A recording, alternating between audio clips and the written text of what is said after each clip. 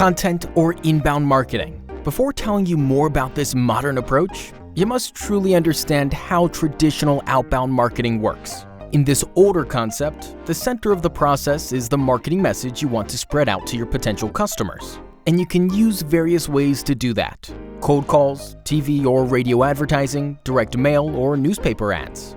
I'm not telling you these methods don't work. They do, but they have so many disadvantages. First, you need to spend a ridiculous amount of money to get your marketing message to people. Second, not all of these people are actually your target audience, so only a part of them will react. Last but not least, some people will probably get angry since outbound marketing is sometimes perceived as aggressive advertising. Content or inbound marketing, on the other hand, is an entirely different story. The center of the process is, guess what? Content. It's all about creating something interesting, helpful, enjoyable. An article, blog, video, infographics, something that your prospects might be naturally attracted to when browsing the web or social networks. It's a lot cheaper, more effective, and non-aggressive.